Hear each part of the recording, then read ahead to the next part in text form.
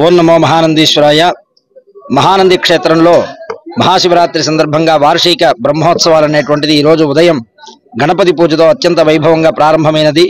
ప్రధానంగా ఈరోజు ఆలయంలో ఉన్నటువంటి మూర్తులందరికీ కూడా ప్రధాన మూర్తులు కానీ ఉత్సవ మూర్తులు కానీ అందరికీ కూడా కంకణధారణ చేసి ఈ యొక్క కార్యక్రమాన్ని ఆలయ కార్యనిర్వహణాధికారి శ్రీనివాసరెడ్డి గారి దంపతుల ఆధ్వర్యంలో వైభవంగా ఈ యొక్క ఉత్సవం ప్రారంభమైంది.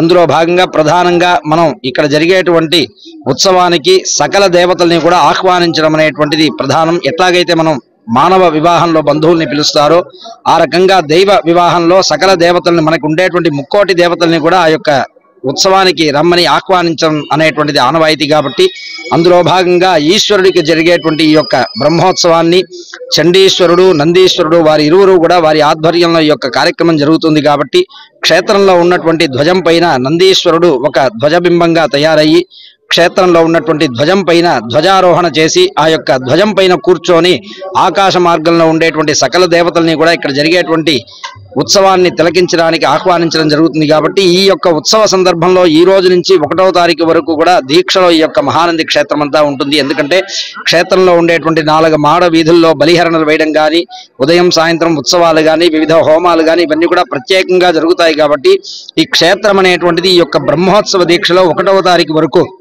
ఉంటుంది. కాబట్టి ఈ సందర్భంలో భక్తులు విశేషంగా ఈ యొక్క క్షేత్రాన్ని దర్శించడం, అందున ప్రధానంగా నందీశ్వరుడు జన్మించినటువంటి క్షేత్రం అనేటువంటిది మనకి ఎక్కడా లేదు. కాబట్టి ఈ యొక్క నంది క్షేత్రాన్ని దర్శించడం ద్వారా మనకి విశేషమైనటువంటి పుణ్యఫలాలు అనేటువంటిది లభ్యమవుతుంది. కాబట్టి మహాశివరాత్రి సందర్భంగా విశేషంగా రుద్రాభిషేకము, అట్లాగే లింగోద్భవ కాలంలో మహారుద్రాభిషేకము, కళ్యాణ మహోత్సవము, మరుసటి రోజున పుష్ప పల్లకీ సేవ, 28వ తారీఖున రథోత్సవం, ఇవన్నీ కూడా వైభవంగా జరుగుతాయి. కాబట్టి ఈ యొక్క ఉత్సవాలన్నీ కూడా ఆలయ కార్యనిర్వహణాధికారి శ్రీనివాసరెడ్డి గారు అన్ని విధాలైనటువంటి ఏర్పాట్లు చేసి మమ్మల్ని ఈ యొక్క ఉత్సవాన్ని వైభవంగా నిర్వహించడానికి అనువైనటువంటి వాతావరణాన్ని ఏర్పాటు చేశారు.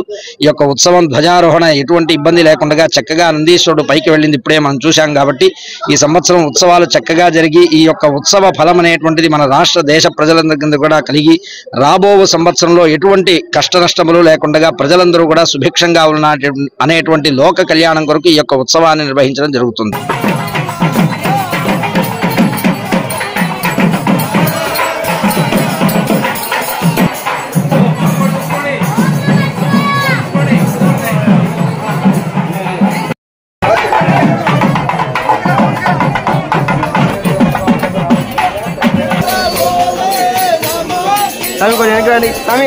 गंधं परिकल्पयामि हम आकाशत्वात्तने पुष्पं परिकल्पयामि हम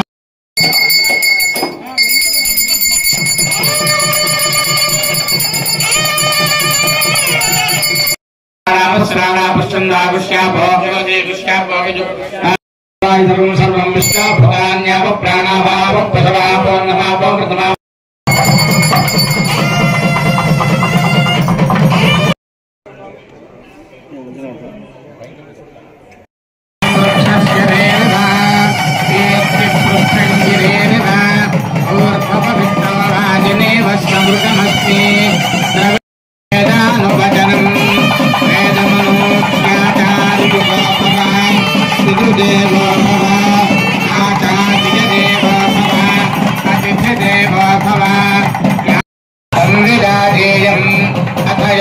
कर्म विचिकित्सा